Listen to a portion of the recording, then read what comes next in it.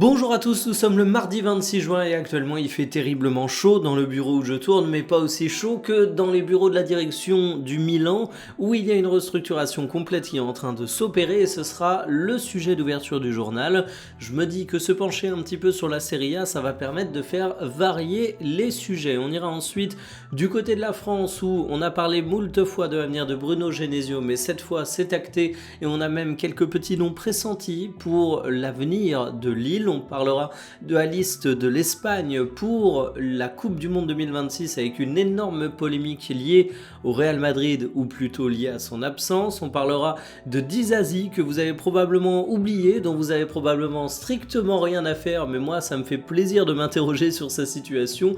Et enfin on aura un petit update concernant Robertson. Vous le savez, il est amené à quitter Liverpool à la fin de saison. La destination semblait être bouclée, mais aujourd'hui, il y a peut-être un challenger qui va changer la donne. Installez-vous confortablement et bienvenue pour le journal du jour. Tout le monde est viré au Milan. Alors tout le monde, j'exagère, mais en vrai à peine. On a déjà évidemment Massimiliano Allegri qui va quitter sa fonction d'entraîneur, mais tu vois également le président Furlani et d'autres cadres suivre la même direction. Alors comment on en est arrivé là? Dimanche, on peut dire que c'était la défaite de trop face à Cagliari, une défaite qui était méritée dans le jeu, mais ça c'est finalement anecdotique. Ce qui compte véritablement, c'est le classement général de Serie A où tu es désormais 5e avec une série de résultats catastrophiques. La 5e place, elle est lourde de conséquences, ça veut dire que tu ne vas pas accéder à la Champions League la saison prochaine et évidemment, même si en Serie A on n'est pas dans la situation de la Ligue 1 où il n'y a pas de droit TV domestique et où toute ta survie dépend de la qualif en Ligue des Champions, ça a quand même une importance majeure. Il y a une communication qui est en train d'être opérée en plus des actes réels sur le fait qu'il va y avoir un bousculement du côté du Milan, mais c'est assez marrant parce que c'est un club qui a déjà eu quelques bousculements récemment. Allegri, il n'était pas en poste depuis 1 million d'années. T'as eu des cadres qui sont partis. On pense notamment à Théo Hernandez, le latéral français qui avait le brassard de capitaine. Mais c'est parti pour durer puisque même pour cet été, on annonce qu'un joueur comme Leao, Raphaël Leao a quand même été hyper important au Milan au cours de ces dernières années, pourrait prendre ses petites valises pour aller ailleurs. Alors, Allegri, c'est vu comme un entraîneur qui a une valeur sûre en termes de résultats, qui pratique un football moche mais qui est synonyme de victoire, mais alors là, il se prend les pieds dans le tapis au pire moment en Serie A. Je pense que ça va beaucoup entamer sa cote d'entraîneur, mais ça commence à être une habitude du côté du Milan où on a eu une grosse rotation sur le banc dernièrement. Pour prendre la suite, on évoque le nom d'Antonio Conte, qui est un homme de très grande compétence, qui est un homme qui connaît très bien la Serie A. Ce serait peut-être pas pour un projet de 10 ans, tu sais qu'avec Conte, généralement, c'est plutôt 2 ans qui se passent bien et après, il ne répond plus de rien. Mais en tout cas, une chose est sûre, ça va bouger du côté du Milan. Mais en même temps, quand je regarde cette saison, je sais pas les joueurs que vous retenez, mais moi, les 3 meilleurs, j'ai l'impression que c'est Modric, que c'est Maignan et que c'est Rabiot. Sur Rabiot, j'ai pas grand chose à dire, ça peut se justifier, mais Modric, ok, c'est un immense joueur, mais Papy Modric, il a 40 ans, il n'est pas censé être la valeur sûre de ton effectif. Et concernant Maignan, quand dans une équipe, ton meilleur joueur ou un de tes meilleurs joueurs, c'est le gardien de but, généralement, ça veut dire que tu souffres beaucoup. Donc il va y avoir beaucoup de mouvements du côté du Milan, mais je crois que ça s'avère nécessaire. Guardiola au LOSC, oui, un Pep s'en va, un autre peut arriver, ça permettrait à Pep Guardiola de marcher dans les traces de son idole, celui qui l'avait humilié en Europe avec Maxwell Cornet. Et d'ailleurs, si vous vous demandez ce que devient Maxwell Cornet, ça fait 3 ans qu'il joue grosso modo plus, il a été prêté au Genoa, ça n'a pas donné grand chose, mais revenons à nos affaires, c'est-à-dire au club de Lille. Alors évidemment, ce sera pas Pep Guardiola, mais Pep Genesio, Bruno Genesio, c'est bel et bien fini, ça a été annoncé officiellement par le club, mais de toute façon, c'était drôlement pressenti. Comme d'habitude, dans le communiqué, on a des grands remerciements, reste que de mon côté, j'aurais bien aimé voir Genesio poursuivre au LOSC, mais apparemment, les plans étaient tout autres, puisqu'on a d'ores et déjà des noms qui sont annoncés avec insistance dans la shortlist pour prendre la suite du technicien français. On nous annonce dans les médias pourris Ancelotti en ne précisant pas le prénom parce qu'il faut faire évidemment des clics. Comme vous vous en doutez, c'est pas Carlo Ancelotti qui va débarquer du LOSC, il est complètement complètement verrouillé avec la sélection brésilienne, c'est son fils Davide Ancelotti qui a eu une seule expérience solo sur le banc de Botafogo, sinon il est habitué à être l'adjoint de son père. J'ai pas trop d'avis sur lui, c'est pas un entraîneur que je connais, donc je suis curieux de voir ce que ça peut donner, mais le LOSC n'a pas le droit de se planter, puisqu'ils vont quand même jouer la Champions League, que c'est quand même un club ambitieux, et que ça m'étonne un peu de prendre un nom qui est synonyme d'aussi peu de garanties. Il y a également Thiago Motta qui a été évoqué sur la shortlist. Je suis curieux de voir ce que ça va donner, mais en tout cas, ça peut aller vite le moment où tu regrettes Bruno Genesio, d'autant plus que le Pep Genesio, il est annoncé lui aussi avec insistance du côté d'un autre club, on en parlait beaucoup, je vais reciter le nom, c'est évidemment l'Olympique de Marseille, au plus grand plaisir d'Habib Beye qui se retrouverait remercié sitôt arrivé au sein du club phocéen. Alors est-ce que ça va le faire pour Genesio à Marseille? On va voir, mais en tout cas du côté de Lille, on semble avoir une idée très précise du profil qu'on veut attirer. Aucun joueur du Real Madrid, il n'y a aucun Madrilène présent dans la liste de l'Espagne pour la Coupe du Monde 2026 et évidemment ça fait un scandale absolu du côté des Espagnols tant le Real Madrid a été habitué avec le Barça à être un des grands clubs représentés dans la sélection de nos voisins. Alors du côté du Barça il n'y a pas trop à s'en faire, eux ils ont 8 joueurs présents dans la liste de l'Espagne et évidemment ça amène beaucoup de suspicions sur d'hypothétiques préférences du sélectionneur.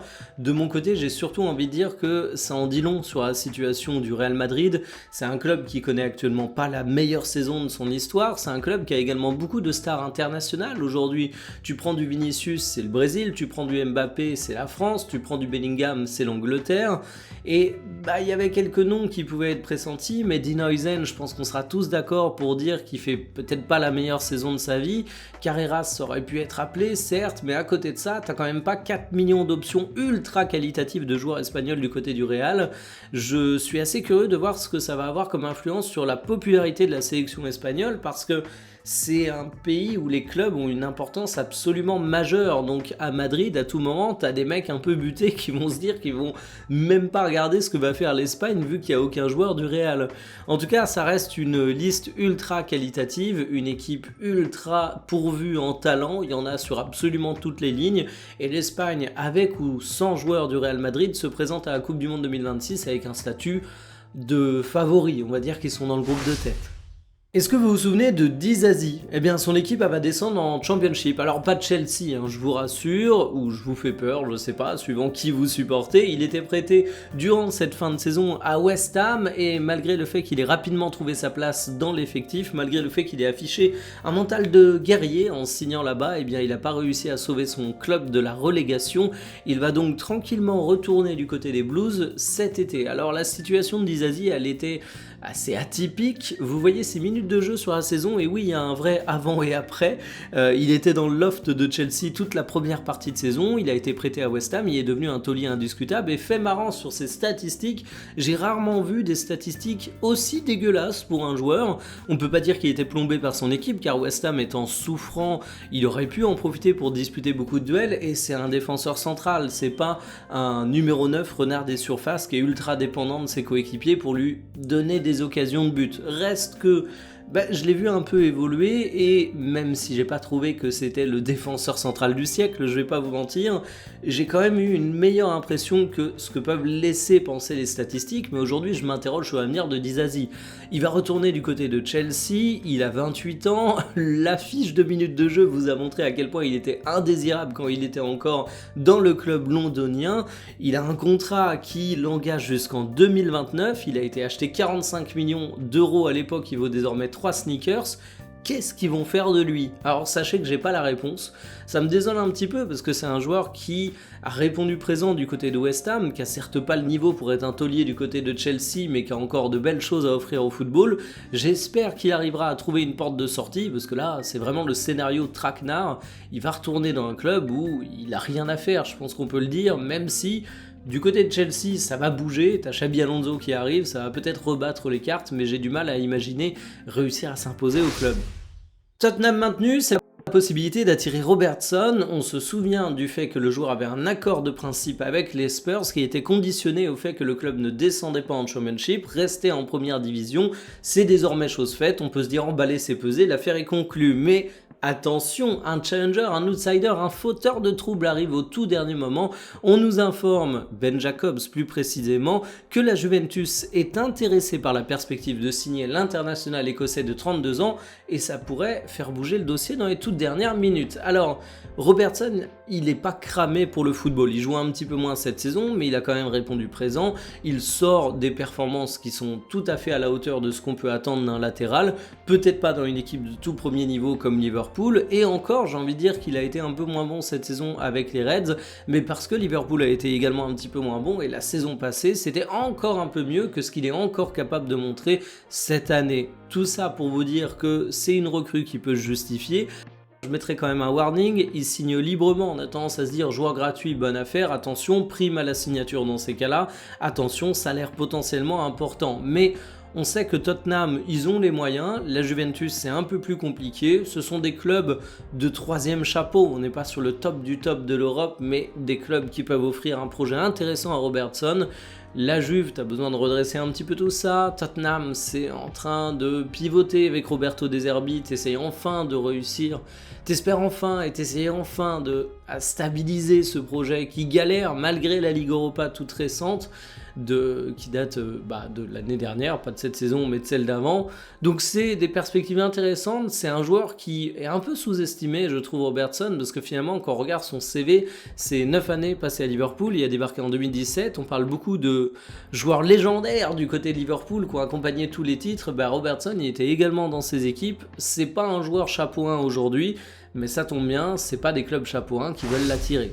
Terminé pour le journal du jour, si je suis encore en vie et pas déshydraté cet après-midi, je peux vous teaser le sujet. Alors je sais pas comment vous le teaser sans vous le spoiler, mais je vais simplement vous dire que c'est pas un sujet qui me rend extrêmement fier, non pas que ce soit un sujet polémique, même si ça va déclencher des batailles dans les commentaires à mon humble avis, c'est plutôt que c'est un sujet relativement léger, sur une question un petit peu idiote, sur du foot fiction, mais c'est un sujet qui me fait pas mal marrer et qui peut en dire pas mal sur certaines dynamiques dans le football, dira-t-on. C'est très mystérieux, j'en conviens, mais voilà, retenez que cet après-midi, ça va être un sujet un petit peu fun, un petit peu léger. Ce sera pas la plus grande création éditoriale de la chaîne YouTube, mais ça aura le mérite de toucher un débat un peu nul, mais qui finalement, assez honteusement, nous intéresse beaucoup pour la majorité d'entre nous. Sur ce, je vous donne rendez-vous pour ce sujet mystère aux alentours de 17h qui fait bien votre journée. Salut!